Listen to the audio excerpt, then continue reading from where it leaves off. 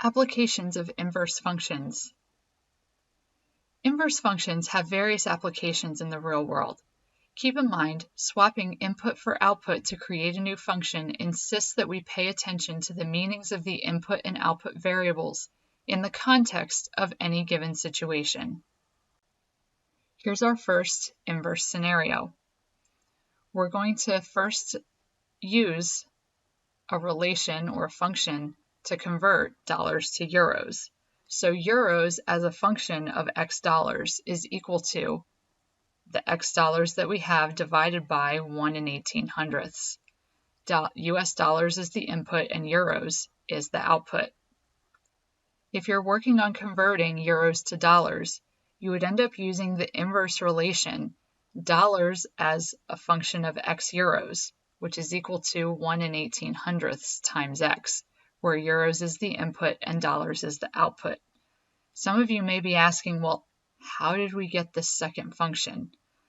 Well, if we take our euros function of dollars, first I'm going to rewrite it to show the fractional component a little bit better. So we have euros as a function of x dollars is equal to x over 1 and 1800ths.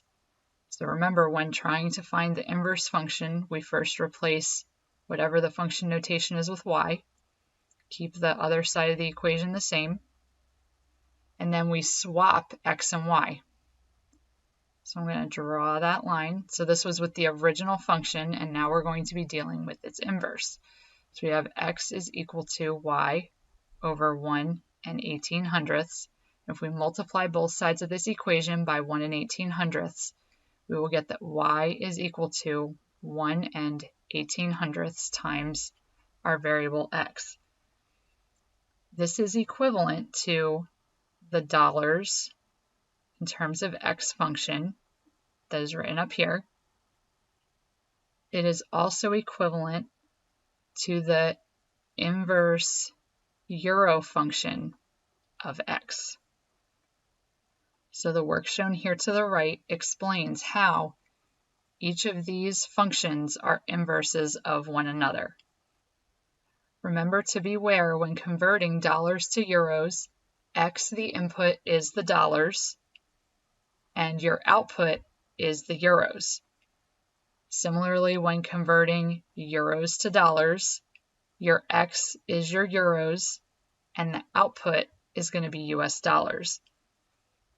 And in other words, x takes on two meanings when considering these two functions. Just make sure you know what x consists of in each function. Here is a graphical representation of our first inverse scenario that we have. For the euros as a function of x dollars, it is equal to x divided by 1 and 1800ths. And dollars is the input, whereas euros are the output. When you're converting euros to dollars, you have this blue linear function. Dollars as a function of x euros is equal to 1 and 1800ths times x. Euros is your input and dollars is your output. Let's look at another inverse scenario. We're talking about this time converting Fahrenheit to Celsius and Celsius to Fahrenheit. First, let's talk about converting Fahrenheit to Celsius. C of x is equal to the quantity x minus 32 divided by 1.8. Some of you may be wondering, hey, I remember in Algebra 1 we had this formula for converting Fahrenheit to Celsius, and that was equal to 5/9 times F minus 32. Where F was the temperature in Fahrenheit, and you would substitute in here, subtract 32, and then take 5/9 from it. Well, in reality, that's exactly what this formula is, just using slightly different numbers. This C of x formula is equivalent to x minus 32 all over 1.8. Well, 1.8 is the same thing as 9/5. So I'm going to substitute 1.8 for 9/5. And wait, now we have a fraction in the denominator. So we need to multiply both the numerator and denominator by 5/9. This will get rid of the fraction that's in the denominator, and now we have 5/9 times x minus 32. So this c of x function, x minus 32 all divided by 1.8, is equivalent to this formula that you may have remembered from Algebra 1. The degrees Fahrenheit is the input x in this formula, and the degrees centigrade or Celsius is our output. If you're converting Celsius to Fahrenheit, the Fahrenheit as a function of x is equal to 1.8x plus 32. Some of you may remember the formula. It was F is equal to 9/5 C plus 32. Well, 9/5 is 1.8, and C is now x in this case. So these two equations are indeed equivalent to one another. We're just writing the Fahrenheit as a function of x instead of as a function of C. So the degrees Celsius is our input, and the degrees Fahrenheit is our output in this scenario. And as discussed earlier, the x being inserted into this first formula is the degrees in Fahrenheit, and you're getting the degrees Celsius as the output.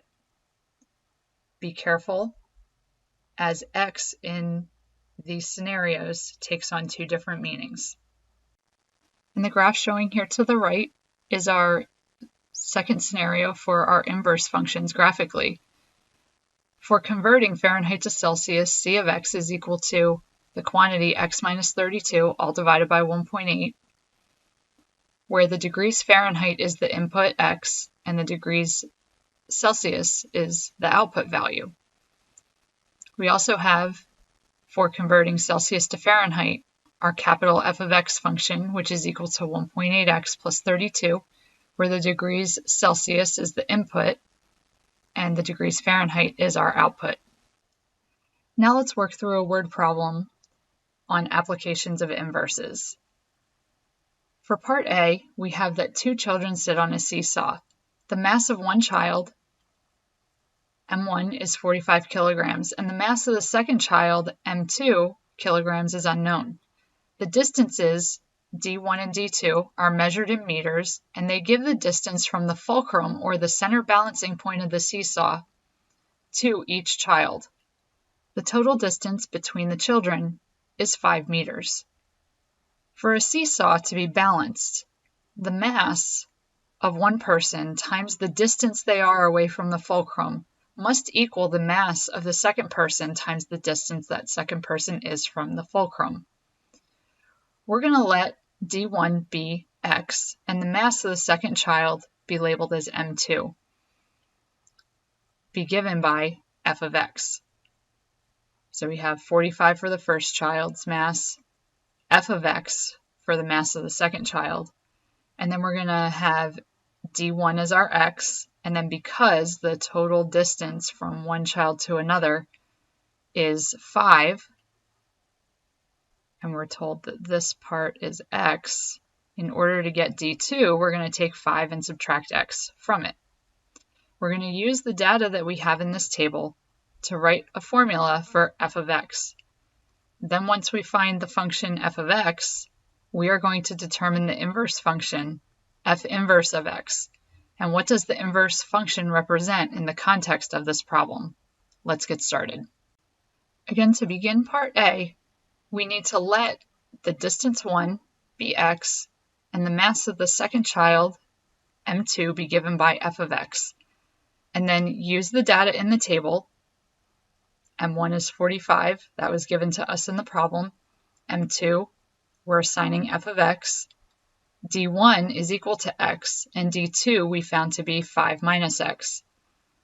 So we're going to use the fact that each mass times distance has to equal mass times distance. So M1 times D1 is equal to M2 times D2. And now let's substitute the table values into our equation.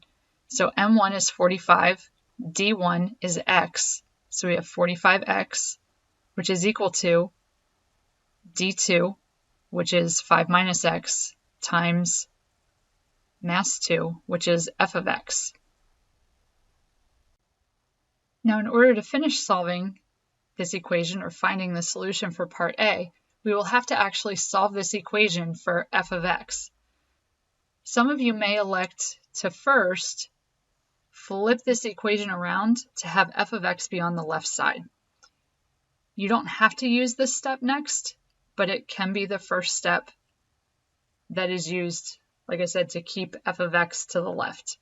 And now since f of x and the quantity 5 minus x are combined together through multiplication, we can move the difference of 5 and x to the other side by dividing both sides by 5 minus x. And when we do that, we get that f of x is equal to 45x divided by the quantity 5 minus x. And this function is the final solution to part A. Now that we've found our function f of x, let's look at part B. Write the formula for the inverse function f inverse of x, and then answer the question, what does the inverse represent in the context of this problem? Well, we already know that our function f of x is equal to 45x divided by the quantity of 5 minus x. The first step in finding the inverse is to replace f of x with a y. So when doing so, we will have that y is equal to 45x divided by the quantity 5 minus x. And the mass, f of x, is a function of the distance d1, which is equal to x. And we have to figure out what f inverse is. So after replacing f of x with y, we need to switch the x's and y's around. So we have that x is equal to 45y divided by the quantity of 5 minus y. Now on the right-hand side, we have a rational expression, or what's also considered a fraction. And in order to make a fraction on the left-hand side, we need to put x over 1. And now we can cross multiply. So we're going to have x times the quantity 5 minus y on one side is equal to, we're going to multiply 1 times 45y, and we get 45y. Now we're going to distribute the x to both terms here on the left-hand side of our equation. And when doing that, we will get that 5x minus xy is equal to 45y. Okay, now the next step in this problem is going to be to get all of the y terms on one side. Notice this 45y is to the right and this xy is to the left. So let's move the xy term to the other side by adding it. And when doing so, we will have 5x remaining on the left, which is equal to 45y plus xy. Now notice we have a common y in both of these terms, so we can factor it out. So we have y times the quantity of 45 plus x is equal to 5x. And now to get y by itself, we're going to divide both sides of our equation by 45 plus x, 45 plus x. The factors cancel out on the right, leaving us just with y. And then we have as our final function 5x divided by 45 plus x. And the final step is to replace y with f inverse. So I'm going to erase the y, and we're going to replace it with f inverse of x. And this is our final answer for our function, f inverse. And the work shown from one line at a time going across does confirm that f inverse of x is equal to 5x divided by the quantity 45 plus x. Now let's answer the last question, which is, what does f inverse actually mean in the context of this problem? Well, the mass in kilograms of the second child, M2, is given by f of x, where x is in meters. Hence, mass is a function of distance in our original f of x. Its inverse must be of the form where distance is a function of mass. So the distance d1, which is equal to F inverse of x in meters, is a function of the mass m2, which is x in kilograms.